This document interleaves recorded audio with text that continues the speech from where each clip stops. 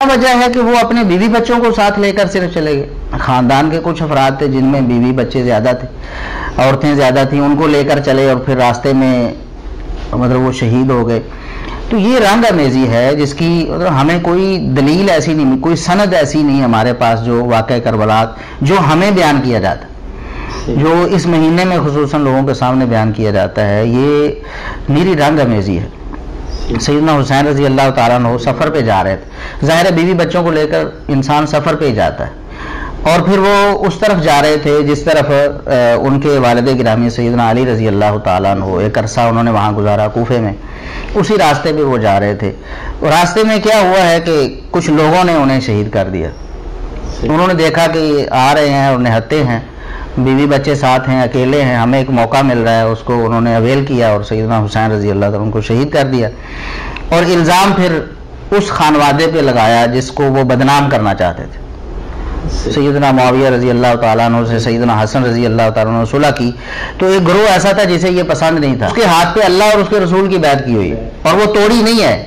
سیدنا حسین رضی اللہ تعالیٰ عنہ کی شہادت اگر اس کے ہاتھوں ہوئی ہوتی تو عبداللہ بن عمر رضی اللہ تعالیٰ عنہ تو اس بیعت کو فوراً توڑ دیا. یہ اس کا پس منظر پھر جوڑتے ہوئے ظاہر ہے کہ کچھ لوگوں کا مقصد ہے کہ نبی کریم صلی اللہ علیہ وسلم کے جو جانسار صحابہ تھے ان کے بارے میں لوگوں کو بدظن کیا جائے.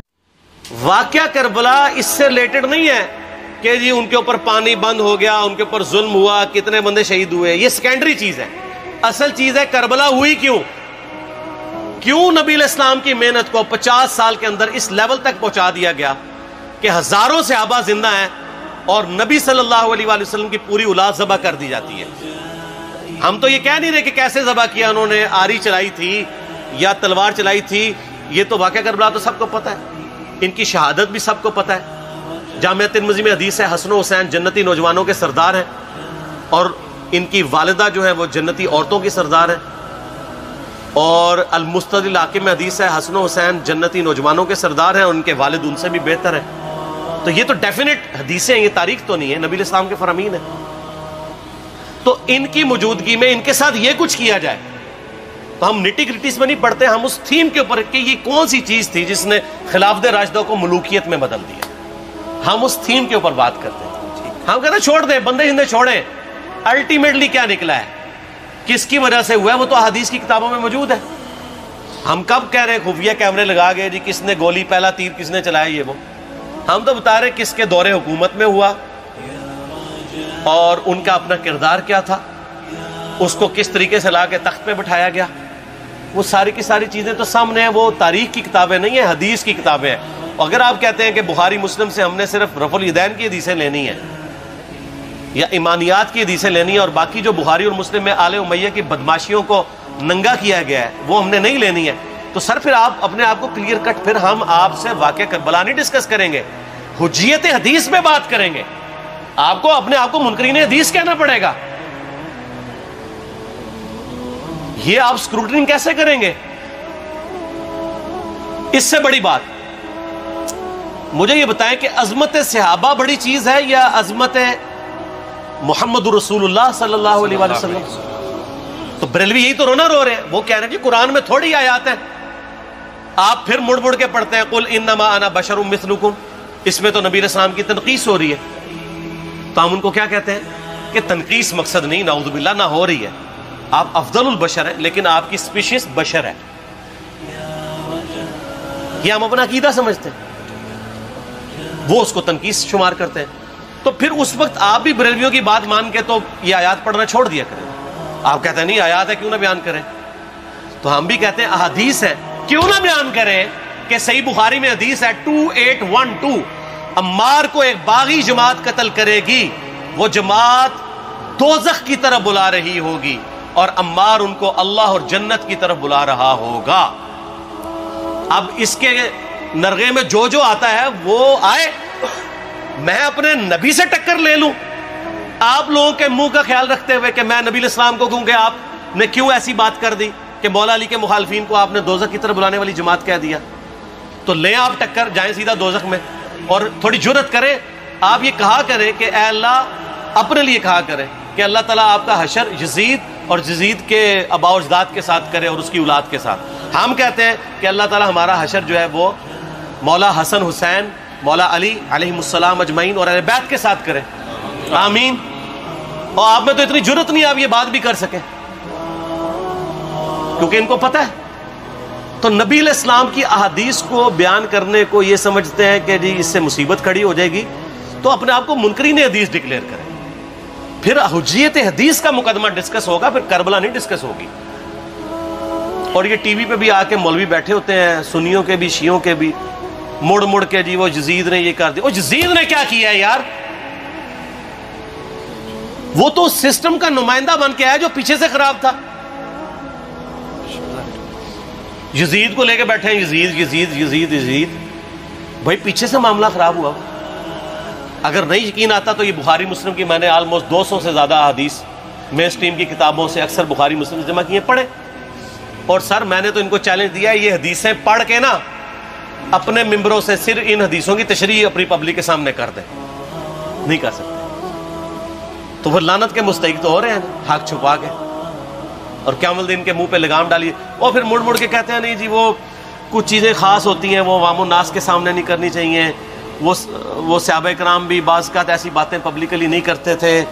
میں نے اس کے اوپر بڑا ایک میرا کلپ ہے یوٹیوب پہ، مولا علی سے متعلق 5 جھوٹ، تو میں نے کافی ساری چیزیں اس میں ڈسکس کی ہیں۔ لیکن میں یہ کہتا ہوں کہ اللہ کے بندو، جو چیزیں نبی علیہ السلام نے منع کی ہیں بیان کرنے سے، وہ تو ہم ڈسکس کر بھی نہیں رہے۔ میں نے آج تک آپ کو منافقین کے نام بتائے؟ آپ نے حذیفہ ابن یمان کو بتایا تھے نا آپ صلی اللہ علیہ وآلہ وسلم نے، صحیح بخاری میں آتا ہے، تو میں نے آپ کو بتایا، آپ رازدار رسول تھے، وہ ختم ہوگی بات۔ میں نے کبھی ڈسکس کی ہے؟ اگرچہ میں نے صحیح مسلم کی حدیث 7035 نمبر ڈسکس کی ہے کہ نبی علیہ السلام نے فرمایا میرے صحابہ میں 12 منافق ہیں، وہ کبھی بھی جنت میں داخل نہیں ہوں گے یہاں تک کہ سوئی کی ناکے سے اونٹ نہ گزر جائے، اور ان میں سے 8 ایسے ہیں جس کی کمر پہ دوبیلا پھوڑا نکلے گا۔ میں نے آج تک آپ کو بتایا کہ کس کس کی کمر پہ دوبیلا پھوڑا نکلا اور اس کی موت اسی پھوڑے میں ہوئی ہے، بتایا؟ تو میں تو وہ چیزیں ڈسکس بھی نہیں کر رہا، میں وہ چیزیں ڈسکس کر رہا ہوں جو نبی علیہ السلام نے علامات النبوہ میں بتائی ہیں۔ یہ امام بخاری حدیث نبوت کی دلیل کے چیپٹر میں لے کے آئے ہیں، اور امام بہقی نے 3500 احادیث پر مشتمل ایک کتاب لکھی ہے دلائل النبوہ، کہ ہم نبی صلی اللہ علیہ وسلم کو نبی کیوں مانتے ہیں، اس کے اوپر۔ اور اس میں یہ ساری حدیثیں عمار بن یاسر کے قتل والی لے کے آئے ہیں، بتانے کے لیے کہ دیکھیں ہمارے نبی علیہ السلام کی نبوت کی دلیل ہے کہ آپ نے اپنی وفات کے آلموسٹ 30 سال کے بعد ہونے والے واقعے کو پہلے ہی بتا دیا۔ یہ حدیثیں چھپانے والی نہیں، بیان کرنے والی ہیں، علامات النبوہ کی حدیثیں ہیں۔ آپ کہتے ہیں چھپائیں، اگر کوئی حدیث دنیا میں نہیں چھپائی جا سکتی نا تو علامات النبوہ والی حدیث ہے، کیونکہ وہ تو نبی صلی اللہ علیہ وسلم کی نبوت کو جسٹیفائی کرتی ہے۔ ورنہ میرا ایک معصومانہ سوال ہے کہ نبی صلی اللہ علیہ وسلم نے یہ باتیں کر کے ان کے زوم میں نعوذ باللہ امت کو مصیبت میں ڈال دیا۔ آپ نے خود ہی فرمایا کہ یہ ہوگا، کیوں فرمایا آپ نے؟ میں تو بیان کر کے مجرم ہوں، تو جس نے مجھے خبر دی ہے ان کے بارے میں آپ کا کیا خیال ہے؟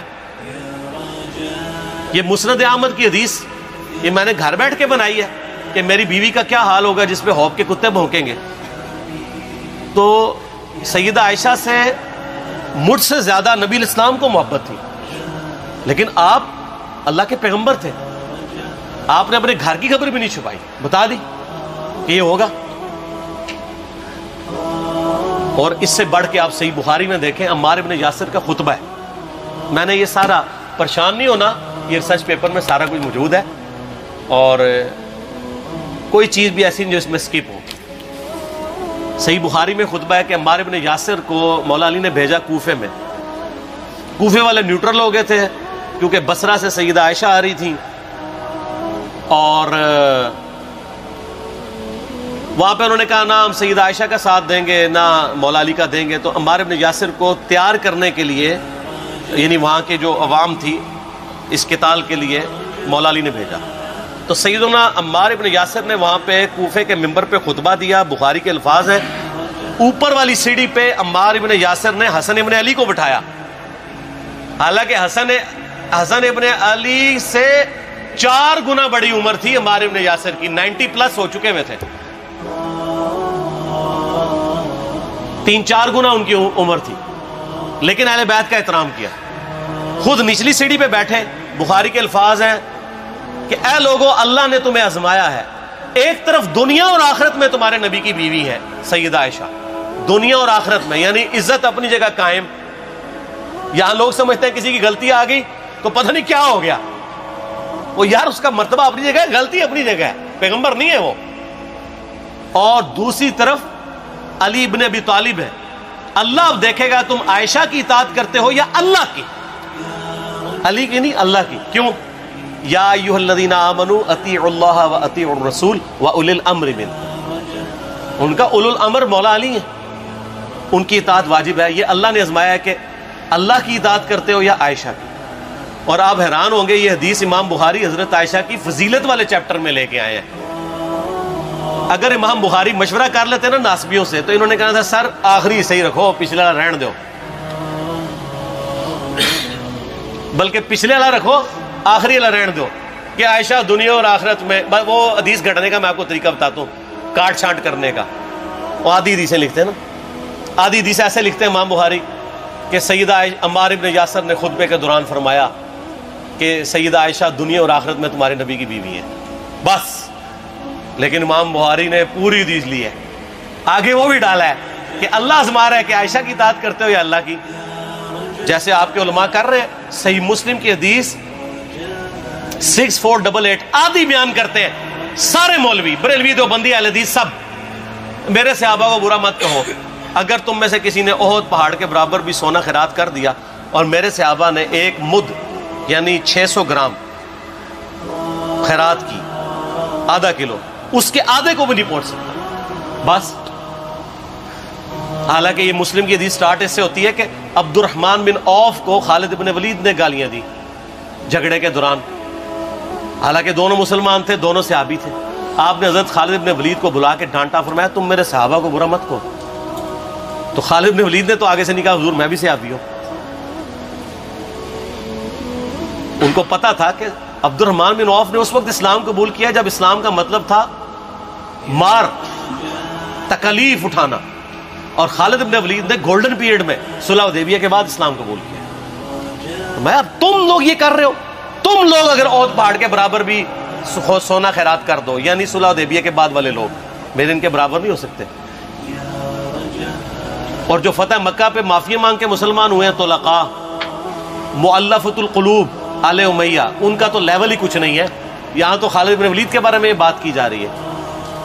और फिर वो मुअल्लफतुल कुलूब अपने जमाने में मेंबरों पे सब्बो शतम करवाएं सैयदना अली पर, तो सबसे पहले तो उनको कहना चाहिए जिनके बारे में हदीस थी कि तुम सहाबा को गाली मत देना। हमने तो खैर कभी दी भी नहीं है। और मैं ये आखिरी जुमला इनको ऐसा बोलता हूं कि जो इनके दिमाग तक ड्रिल कर जाएगा कि आले उमैया ने जो कुछ अपने दौर के अंदर सैयदना अली की गुस्ताखियां की हैं ना, हमने तो वैसी कोई एक गुस्ताखी भी आले उमैया के बारे में नहीं की है। मैंने आज तक आले उमैया के ऊपर बाई नेम किसी के ऊपर लानत की है? हालांकि ये मौला अली पे करते रहे, ये है लानती खुद हो गए ना। जब मौला अली पे लानत की तो लौट आई। मुस्नद अबी याला में सही सनद के साथ हदीस मौजूद है, मुस्नद अहमद में भी मौजूद है कि सैयदना अली को जिसने गाली दी उसने रसूलुल्लाह को गाली दी सल्लल्लाहु अलैहि वसल्लम। जब उम्मे सलमा ने कहा था, शेख जुबैर साहब ने इसको तहकीम में सही लिखा हुआ है फुट नोट के ऊपर, कि लोगों तुम्हारे मेंबरों पर रसूलुल्लाह को गालियां दी जाती हैं, तो उनका माज़अल्लाह हम कब कहेंगे, ऐसा नहीं हो सकता। तो उम्मे सलमा ने कहा तुम लोग अली और उससे मोहब्बत करने वालों पे गाली गलोच नहीं करते हो क्या? जबकि मैं नबी की बीवी कहती हूं कि सबसे ज्यादा रसूलुल्लाह से मोहब्बत, सैयदना अली से मोहब्बत नबी सल्लल्लाहु अलैहि वसल्लम करते थे। लिहाजा जब ये तुम कहते हो ना अली पर लानत, अली से मोहब्बत करने वालों पे लानत, तो ये लानत तो तुम नबी अलैहिस्सलाम तक लेके जा रहे हो, नाऊज़ु बिल्लाह। क्योंकि अली से मोहब्बत करने वाला तो पहले नंबर पे नबी सल्लल्लाहु अलैहि वसल्लम है। और फिर कहते हैं सब का मतलब वो तनकीद है। और ना, पुरानियां गल्लां, पुराने बाबे, पुराने बुजुर्ग, झूठे हो। सही मुस्लिम खोलो 6229 गदीर खुम से अगली हदीस, लान अल्लाहु अबद तुराब के अल्फाज है, मट्टी वाले इब्ने अबी तालिब पर लानत, ये अल्फाज मौजूद है। सबका तर्जुमा लानत ही है, तनकीद नहीं है। اچھا پھر میرا معصومانہ سوال ہے کہ اس کا مطلب ہے صحابہ پہ تنقید کرنا اچھا کام ہے؟ کہیں گے نہیں. تو بتاؤ یہ برا کام کون کرتا تھا؟ شیعہ کا ابا کون ہے؟ رافضیوں کا ابا کون ہے؟ آل امیہ. تو لہذا شیعہ نو میں کہنا کہ تسی شیخین کے اوپر بکواس اور تبرہ کرنے کی بجائے نا اب لوگوں کو حقائق بتائیں کہ ٹوٹی کمند کہاں. یہ سب مجرمین آل امیہ ہے، اور یہ آل امیہ اور بنو ہاشم کی لڑائیاں نبی اسلام کی بعثت سے پہلے چل رہی تھی، صدیوں سے چل رہی تھی. وہ تو پھر اللہ نے بنو ہاشم کو نبوت کے لیے چنا تو ان کو یہ پھر جیلسی ہضم نہیں ہوئی، وہ چیز آگے چلتی تھی. خیر چھوڑ دیں، ایک تلخ ٹاپک ہے. صلاۃ بر محمد و آل محمد. اللہم صلی علی محمد و علی آل محمد. ٹھیک ہو؟